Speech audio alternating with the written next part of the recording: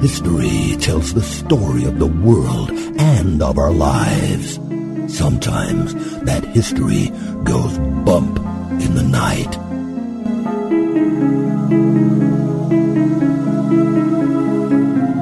Broadcasting from the center of oddity and the supernatural in Central Florida, it's the History Goes Bump podcast. Hello, you spooktacular people. Welcome to this 43rd episode of the History Goes Bump podcast. Ghost tours for the theater of the mind. I am your host, Diane. And this is Denise. And today we're going to Egypt, the Valley of the Kings. We're going to have a lot of fun sharing the curses, the hauntings, and the history of this big area that can be found in Egypt and draws all kinds of tourists. And whenever we talk about the Valley of the Kings and pyramids and crypts and things like that when it comes to pharaohs, I always think of some of my most favorite movies out there, the Universal monster movies, The Mummy. Oh yeah, you love the old classic monster movies, but you liked the recent Mummy as well, correct? Yeah, those are all good too. But she likes classic. I'm not a big fan of CGI. I mean, I like it when I liked when they used to have all the little models that they would move and stop motion. And, when it came to the Mummy, Lon Chaney Jr. was the guy who did the Mummy, and he did a lot of his own makeup and followed in the footsteps of his father, who did the same thing. And the way they did some of the mummy makeup, I think they had to use like cotton and to kind of give his skin that look. And it just took hours. And then it took hours to take it off too. And this was before they had a lot of the safe stuff that they use. So I'm surprised he had any skin left with all of the different parts, because he also was the Wolf Man. And right. Well, him and his dad were both legends. If you're talking about the old horror movies, they did their makeup, they did the acting, they were just second to none with starting all of that. Exactly. So whenever I think about this kind of stuff, that's what I think about. If you guys want to know more about the show, you can head over to our website, historygoesbump.com. It's got everything you could possibly want to know about the show, where to listen to us, where to find us on social media, how to get a hold of us, and also if you would like to donate to the show, and we do appreciate your donations. It helps to keep the show going and pays for a lot of our overhead, because of course it's not free for us to do this. So at this point, we're paying to do the show. We'd sure love to have it at least paying for itself. Yeah, so for just a cup of coffee a week to the show, we could really keep it going.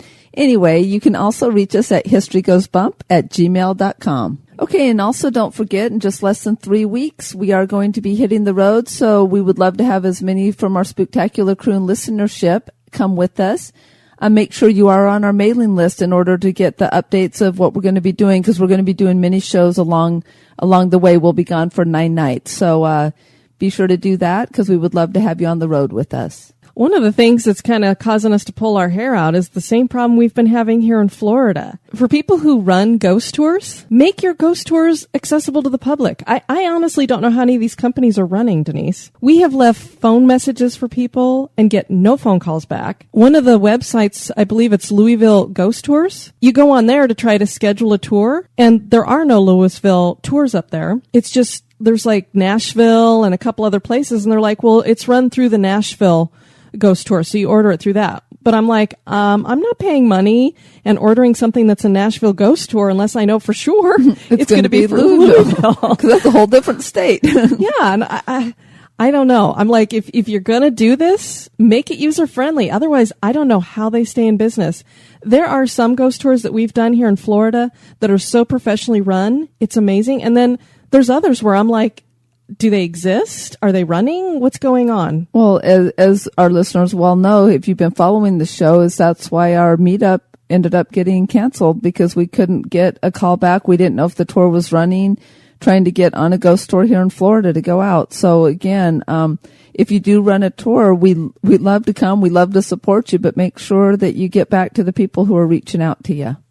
Absolutely. It definitely doesn't make you look good because we're here to help promote you. And if you're not giving customer service, I'm certainly not going to tell people, yeah, you want to go with them. Hopefully, we are trying like mad. Right now, we haven't been able to get any of the ghost tours scheduled because we haven't gotten any callbacks or anything back. So we're definitely going to be doing something, even if it's us doing it ourselves. Yeah, we might just grab a couple books and say, hey, come meet us for coffee, and we'll go out and find these places on our own. And I know one stop that we're definitely making is to Waverly. So if you guys want to know about that, we will be stopping at Waverly Sanitarium. Of course, that one I did find a night tour, and Diane said, heck no, she was not going into Waverly or even near it at night. So, well, I think their night tours are investigations. So I was like, I don't know if we want to get ourselves in the middle of that. The one I found was a tour, but they have no lights, no bathrooms, no nothing. It did sound pretty creepy. Yeah, no bathroom. That is creepy for me.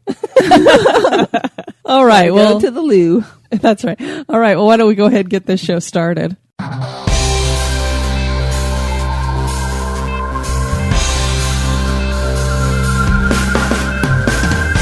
If you would like to support the show, please visit our Patreon page at patreon.com/History Goes Bump. Or perhaps you just want to make a one-time donation. Click the donate button on our website at historygoesbump.com.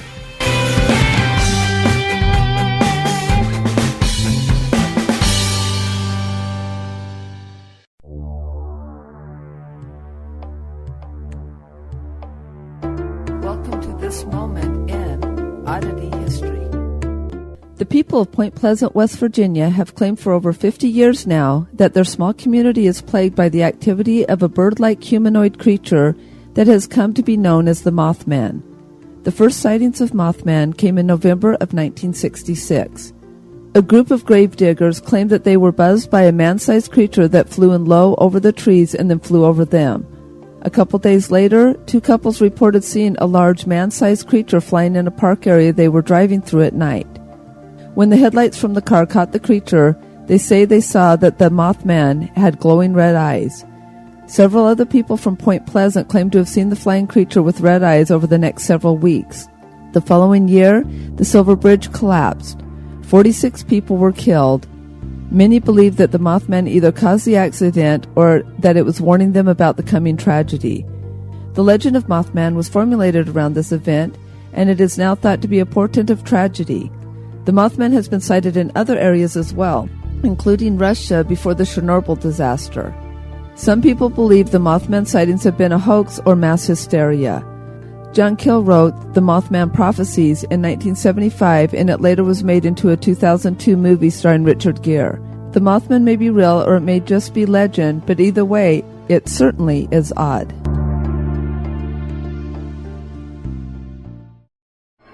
Turn out the lights. The party's just getting started. This day in history. On this date, April 29th, in 1882, the Electromote began its run in Germany. The Electromote was the precursor to the trolley bus. It was a converted four-wheel Landau carriage. An electric motor was used to power the chain drive that was attached to the rear wheels. The electric motor was powered by a cable that was attached to an overhead line. Dr. Ernst Werner von Siemens was the inventor, and he ran the traveling vehicle on a 591-yard trail track starting at Hellensee Railway Station in a suburb of Berlin, Germany. The line ran to Straub number 5, today's Joachim Friedrich Straub, and Straub number 13, today's Johann Georg Straub, crossing the Upper Kurvenstein Dam at former Kurvenstein Platz. The Electromote only ran until June 13, 1882, and the track was dismantled. The run was basically an experiment and considered successful. Other similar vehicles were constructed and tested in America and Europe. The first trolley bus that was used to publicly move people also originated in Berlin in 1901. Max Schiemann developed that trolley bus, and although it only ran until 1904, the system he invented became the standard trolley bus current collection system.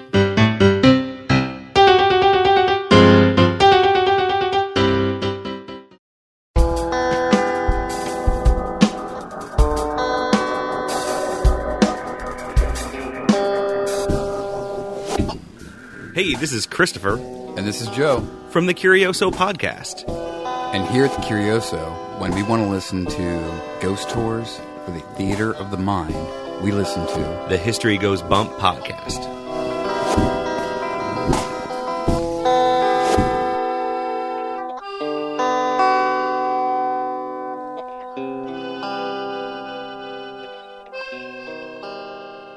Egypt is a land of ancient treasures and wonders. Pharaohs were honored in death with immense public monuments that we know as pyramids. The Old Kingdom of Egypt built monuments in Giza and the Nile Delta. The New Kingdom pharaohs of Egypt wanted to be buried closer to their dynastic roots, and they had their crypts built in the hills of Luxor. This area became known as the Valley of the Kings. The Valley of the Kings would end up housing the remains of at least 60 Egyptian nobles. Pharaohs from King Tut to Ramses II have tombs here. There are more than tombs here, though. There are tales of curses and hauntings in the Valley of the Kings. Luxor, Egypt is the site of the ancient Egyptian city of Thebes. It is located in upper southern Egypt. Luxor is considered the world's largest open-air museum and houses the necropolis, the temple complexes of Luxor and Karnak, the Valley of the Queens, and the Valley of the Kings. Luxor is the Arabic word for the palaces. Thebes was the capital of Egypt during the New Kingdom and considered the home of the god Amun-Ra. From the 18th dynasty to the 20th dynasty, Thebes prospered and became very powerful politically and militarily. The city faded during the late period and later fell into ruins. The Valley of the Kings is also known as Biban el-Molek, which means doorway or gateway of the kings. The valley has two branches, an eastern and a western branch. The eastern branch is called Taserat, which means the great place. The royal tombs are located in this eastern branch. The western branch is larger but only contains a few tombs. The pharaohs of the New Kingdom chose the valley as their final resting places. The New Kingdom began with the 18th dynasty, and the first pharaoh of that time period was Ahmose. He was the last pharaoh to be buried in a pyramid. The location of the pharaohs' tombs changed with the New Kingdom, and pyramids were no longer built. Instead, crypts were dug into the limestone hills. The tombs are all very similar. They consist of 3 corridors, an antechamber, and a sunken sarcophagus chamber. When a new pharaoh began his reign, construction on his tomb began. The construction usually lasted 6 years. The interior of the tombs are inscribed with words from the Book of the Gates, the Book of the Underworld, and the Book of the Dead. I'd be a little bit nervous when they start, "Hey, you're king? Okay, we're going to build your tomb." No kidding. It's like we're starting the tomb now. But, back in ancient times, that's what they did, is that they were, I don't know, instead of fearing that, I guess they wanted the most magnificent tomb for whenever they went. And some of these pharaohs went for some very elaborate types of monuments built for themselves. I'm trying to think of the one. Levi probably knows this off the top of his head since he likes Egyptology and stuff and suggested somewhere in Egypt for our show.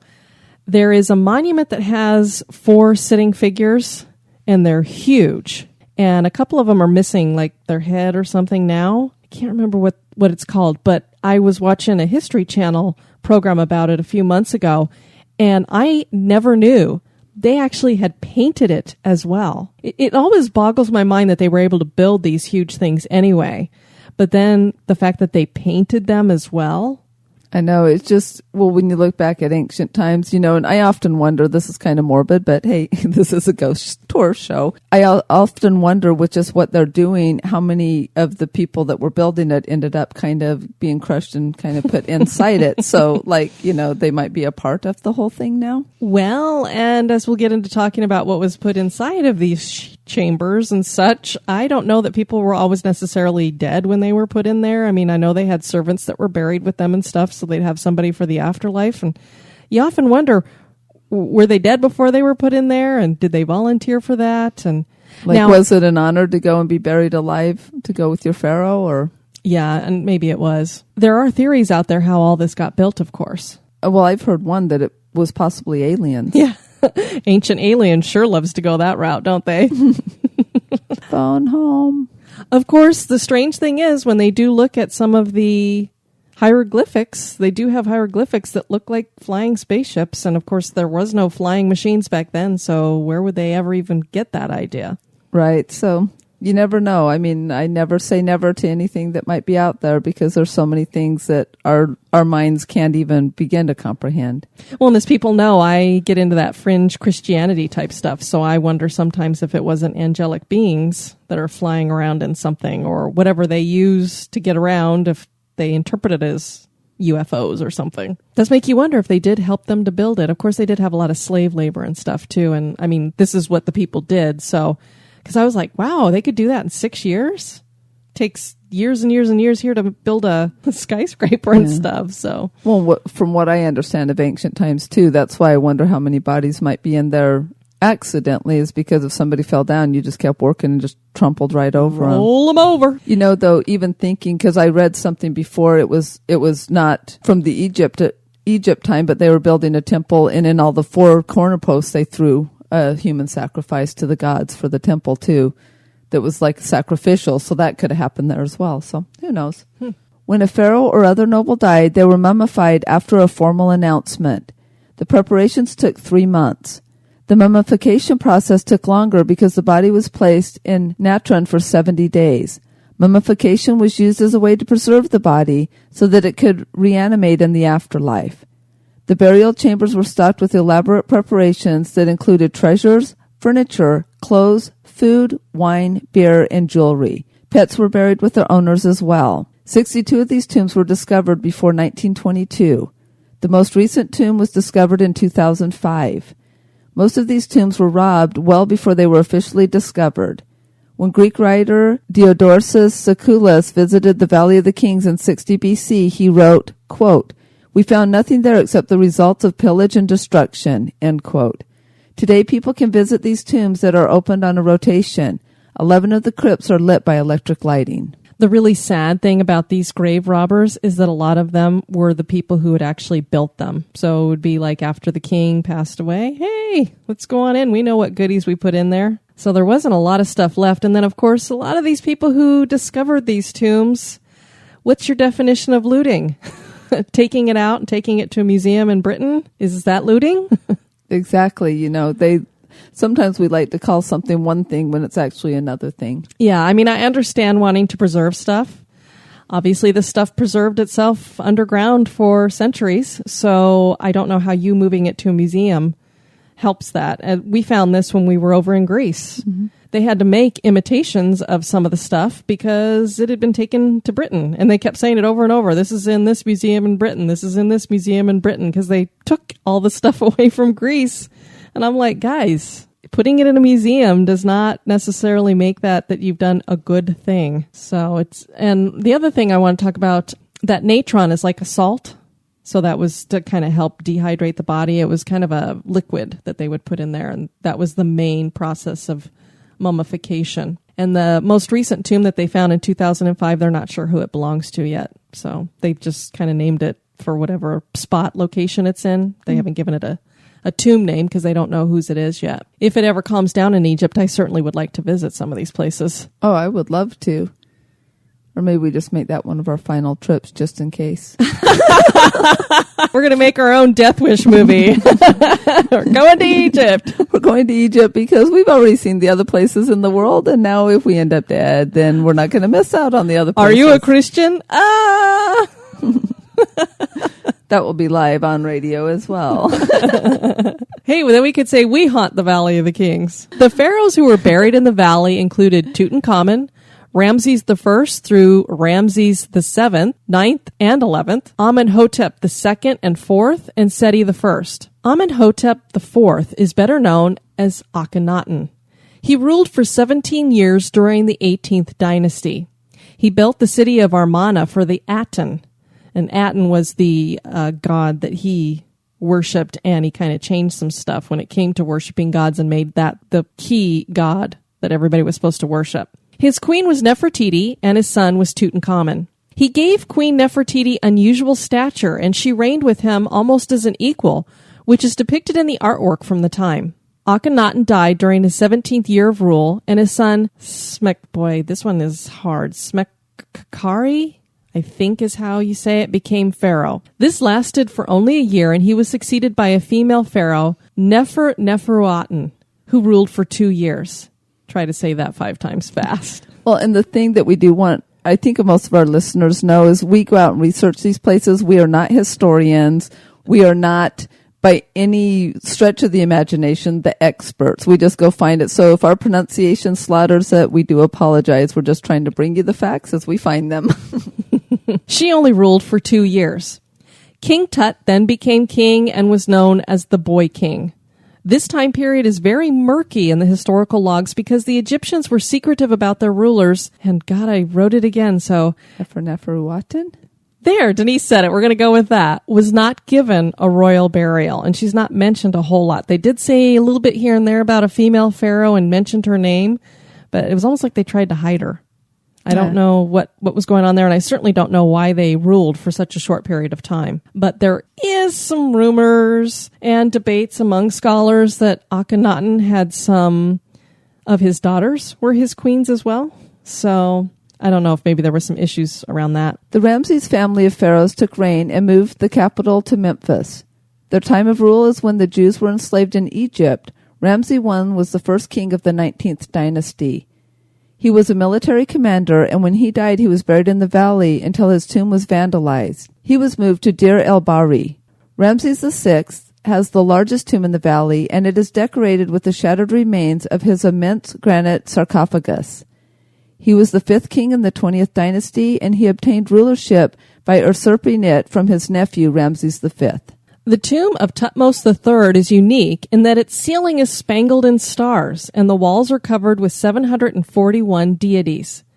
I didn't know there were so many gods. Neither did I. Oof. Seti I's tomb is the most elaborate tomb. His sarcophagus was made from alabaster and was brought to England by Giovanni Belzoni. Again, what's looting? Other nobles ranging from princes to wealthy citizens were also buried in the valley. So you didn't necessarily have to be a pharaoh to be buried here, even though they call it the Valley of the Kings. The air about the Valley of the Kings seems charged with the supernatural. Have the ghosts of former pharaohs led to the discovery of the tombs located here? The Egyptians have a saying that, quote, to speak the name of the dead is to make him live again, end quote. There was widespread belief in ghosts in Egypt. The Egyptians believed that humans had a soul, and they named it Ku. Ku was depicted as an ibis in hieroglyphs. During the Greek and Roman periods, it was believed the Ku could enter other people's bodies and torture them. The Egyptians later developed a belief in the human having 5 components. Those components included the heart, shadow, name, Ba, and Ka. The Ba was the soul, and the Ka was the spirit. I'm not quite sure what the difference between soul and spirit is, but I guess we'll find out. Do you know that many people believe we do have 3 parts? Body, soul, and spirit? That there are 3 parts of us. Let me see if I can get this straight. And of course, I just popped some candy in my mouth. Of course, there's the body, which is your body. I believe your spirit is what leaves your body when you die and continues on into the afterlife. Your soul is like your subconscious, your who makes you who you are. So that'd be like the mind, because I've always heard body, mind, and spirit in 3 ways, but not a soul and a spirit. So they're saying the soul is like the mind. I'm thinking that's probably, because that's what I think modern day people tend to believe that believe in. Oh, okay, so I always think of soul and dirt. Spirit as kind of the same thing. Yeah, there's a lot of people who believe they're 2 separate things. Because one can disengage itself from the body. Okay, cool, makes sense. Death occurs when the Ka leaves the body. In the afterlife, the Ba and Ka come back together and form the Ankh, which is similar to the Western ghost. As long as the proper ceremonial rites were practiced, the Ankh could reanimate.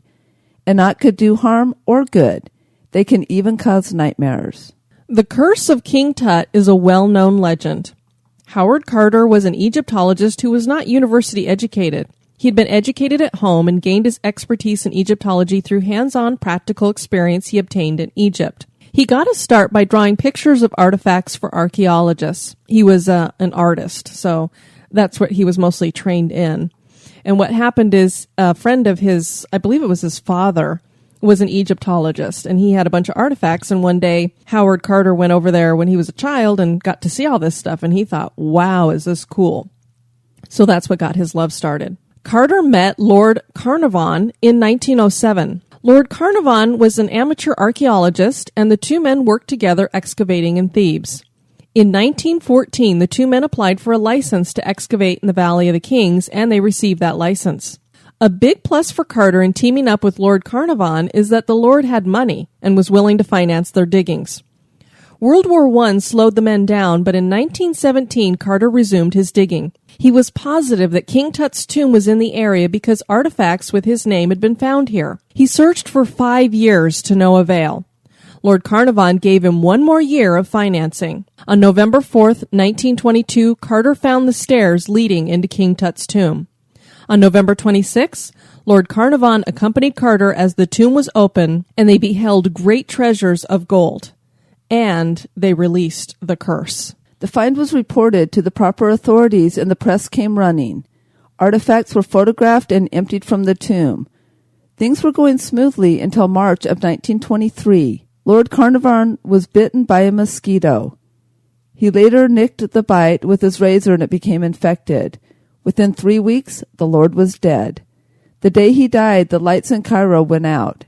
His dog, who was in England when the Lord died, passed away on the same day as his master.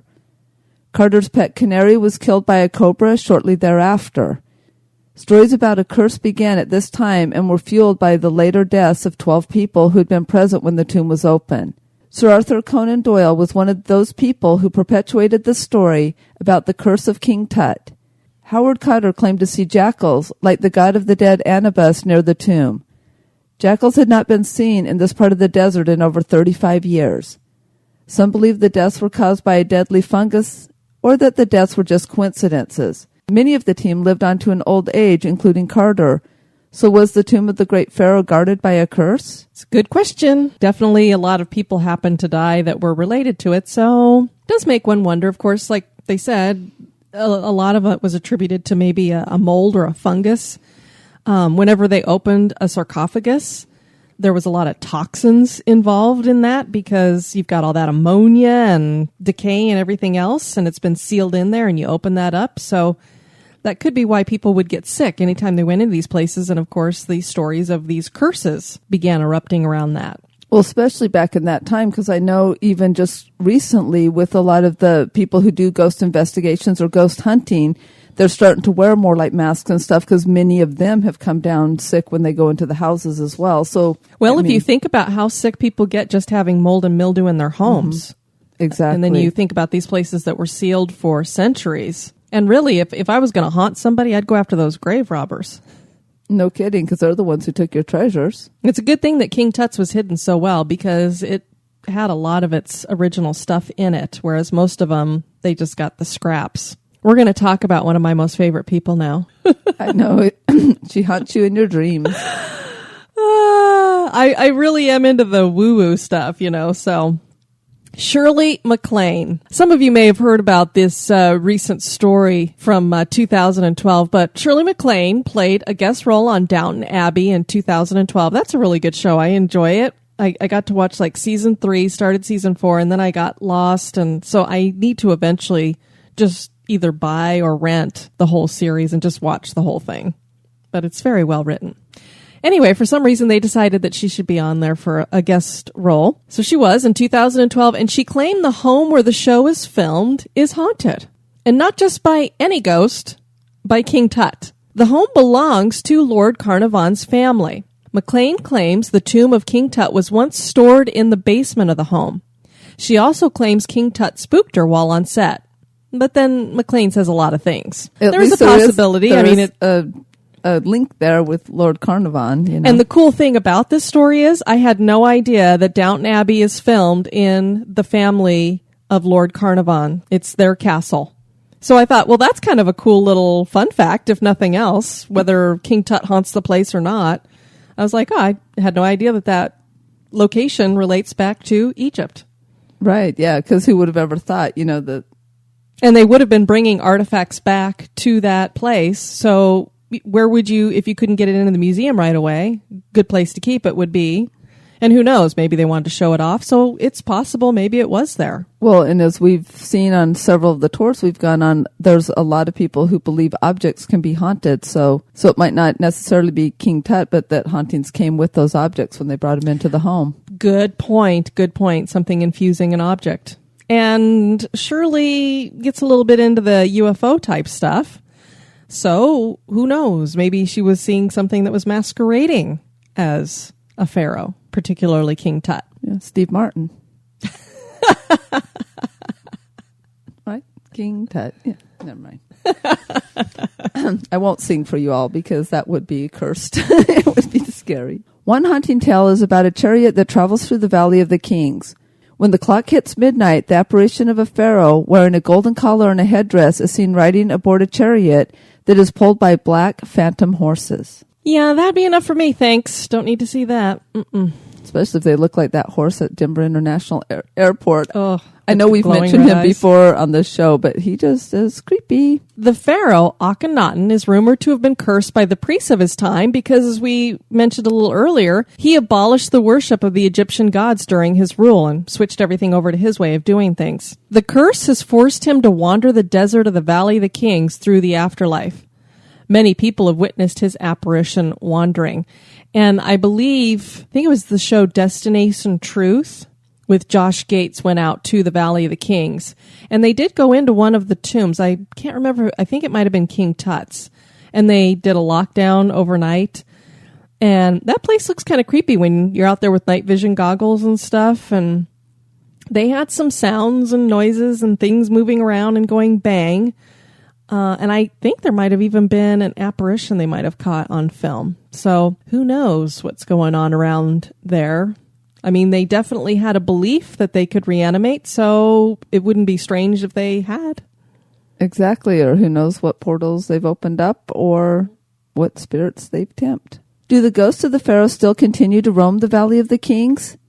Have they led the mortal in finding their lost tombs? Does the opening of the tombs release ghosts and curses? Is the Valley of the Kings haunted? That is for you to decide. Yeah, so we didn't have a whole lot of information about sightings, but I think part of the problem that you run into here is that there is so much tourism there and it's so crowded that it would be hard to pick up on the little subtleties that sometimes make up hauntings. And there's not people on location at night a lot if you're going to have more of that stuff going on in the evening. So there's not a whole lot of stories out there of hauntings going on. This is what we were kind of able to pull out about it. So I hope that we did Egypt and the hauntings there some justice. We might cover some other areas there in the future. If we can find some other haunted locations there, I'm sure they've got plenty. It's an old country. Very old country. And for our next venture, we're going to be doing something that's across the country from us, but very close to our hearts. And known as the happiest place on earth. But it could possibly be the most haunted place on earth. Disneyland. Yeah, so we're going to be doing Haunted Disneyland. That was suggested to us by Julie on the next show, so we hope you can join us for that. We greatly appreciate you joining us for this one. I have been your host, Diane. And this has been Denise. You take care now. Bye-bye. Check out the website at historygoesbump.com.